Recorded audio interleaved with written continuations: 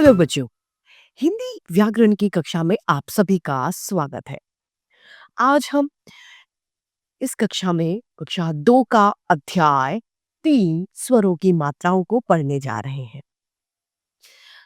आइए इस अध्याय को बिना किसी देरी हम प्रारंभ करते हैं। यह है हमारा अध्याय 3 स्वरों की मात्रा, साइंस ऑफ वॉवेल्स। आइए शुरू करें। देखिए, पढ़िए और समझिए। पहला है यहाँ पर दिया गया एक चित्र जिसके नीचे क्या लिखा है? हाथी। हाथी यानी हाथी में थ के साथ में हमने किसकी मात्रा का प्रयोग किया है? ई की मात्रा का। दूसरा है चित्र मोर का और नीचे लिखा है मोर। तो मोर के साथ में में हमने ओ की मात्रा का प्रयोग किया है, तो फलस्वरूप म का उच्चारण क्या होगा? ओ की मात्रा लगते ही मो, और उसमें र जोड़ दिया तो शब्द बन गया हमारा मोर। इसी तरीके से तीसरा चित्र दिया गया है सेब और नीचे लिखा है सेब। स के साथ में ए की मात्रा को जोड़ा तो बना से और ब, शब्द बन गया से। तो उपयुक्त शब्द स्वर और व्यंजन के मेल से ही बने हैं। किसके? स्वरों और व्यंजनों के मेल से बने हैं। जब हम शब्द बनाते हैं तो व्यंजनों के साथ में स्वरों की मात्राओं को लगाया जाता है। वो किसकी मात्राएं होती है? स्वरों की। यानी स्वरों के जो चिन्ह है वही मात्रा कहलाती है। अर्थात ये कहा जा सकता है कि स्वरों के लिए निश्चित चिन्ह ही मात्रा कहलाती है। हिंदी वर्णमाला में सभी व्यंजनों में अ सम्मिलित होता है तथा यहाँ पर ये जानने वाली बात है कि अ की अपनी कोई मात्रा नहीं होती। ये सभी स्वरों में शामिल होता है, जुड़ा हुआ होता है। आइए यहाँ पर स्वरों की मात्राओं को हम पढ़ते और समझते हैं। सबसे पहला स्वर है अ। इसकी अपनी कोई मात्रा नहीं है। ये सभी व्यंजनों में सम्मिलित है। जैसे क हलंत प्लस अ तो क्या बना? क। शब्द उसका क्या हो गया? क ल कल। न ल नन। न में न हलन प्लस अ तो बन गया न। शब्द क्या बना? न ल नन। दूसरा हमारा स्वर है आ, यानी आ से आम। इसकी मात्रा एक डंडे के रूप में इस तरीके से किसी भी व्यंजन के पीछे लगाई जाती है और उसके उच्चारण में बदलाव लाती है। जैसे कि क के पीछे हमने आ की मात्रा लगाई तो क्या उच्चारण होगा? का। न के पीछे हमने आ की मात्रा लगाई तो ना। ग के पीछे आ की मात्रा लगाई तो गा। तो इस तरीके से क के पीछे यदि आ की मात्रा लगाई तो शब्द क्या बनेगा? काला, काम, काका। ये सभी क्या है? आ की मात्रा वाले शब्द। तीसरा आता है हमारा ई। ई से इमली। इसकी मात्रा इस तरीके से किसी व्यंजन के आगे लगाई जाती है। इसमें स्वर थोड़ा सा कम खींचा जाता है क्योंकि ये किसका व्यंजन होता है? ये कौन सा होता है? ये होता है ह्रस्व स्वर, जिसे ज्यादा लंबा नहीं खींचा जाता, जिसे बोलने में ज्यादा समय नहीं लगता। तो ग के साथ यदि हमने ई की मात्रा लगाई तो क्या हो गया? की। ख के साथ खी। ग के साथ गी। तो क के साथ यदि ई की मात्रा लगाई तो बन गया की, और शब्द इसका बना किला, किला। अब है ई की मात्रा। ये दीर्घ स्वर में आती है जिसको बोलने में ज्यादा लंबे समय लगता है।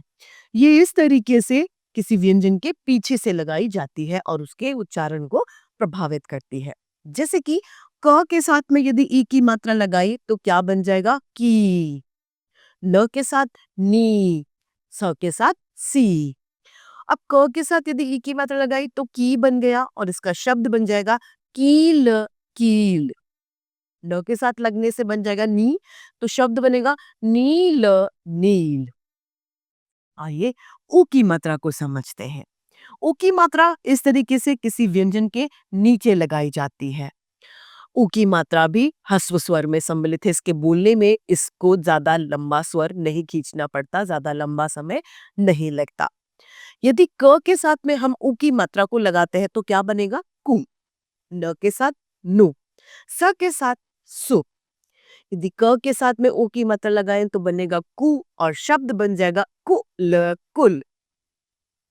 आइए अगला पढ़ते हैं। अगला है ऊ।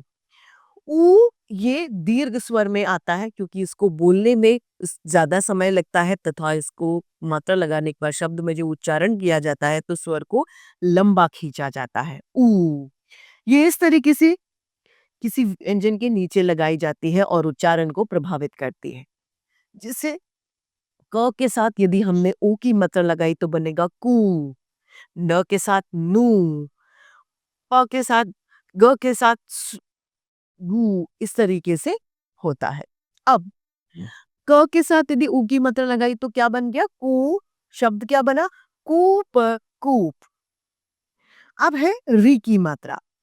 री की मात्रा इस तरीके से किसी व्यंजन के नीचे लगाई जाती है तथा रे की मात्रा लगाने पर शब्द में रे का उच्चारण किया जाता है।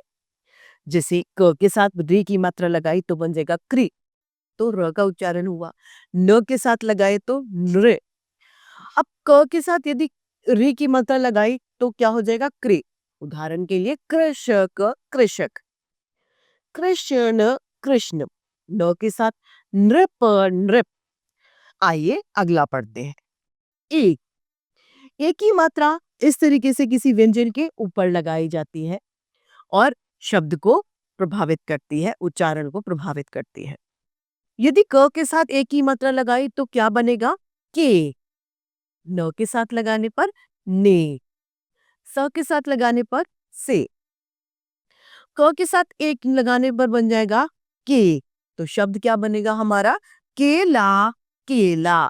म के साथ लगाने पर बन जाएगा मेला, मेला। अगली मात्रा है हमारी ए की मात्रा।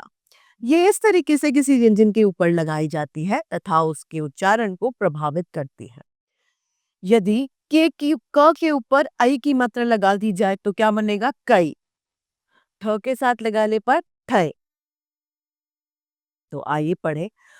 क के साथ लगाने पर बनेगा कई और शब्द बन गया कैलाश, कैलाश। कैसा, कैसा। थ के साथ लगाने पर थैला, थैला। आइए अगला आता है हमारा ओ की मात्रा। ये इस तरीके से किसी व्यंजन के पीछे लगाई जाती है। जैसे क के साथ ओ की मात्रा का यदि हम प्रयोग करेंगे तो क्या हो जाएगा? को। क्या बनेगा? को। न के साथ नो, स के साथ सो। को के साथ में यदि हम लगाते हैं तो यदि क के साथ लगाते हैं तो को, तो शब्द क्या बनेगा? कोमल, कोमल। स के साथ सोना, सोना। अगला है औ की मात्रा। ये इस तरीके से किसी व्यंजन के पीछे लगाई जाती है।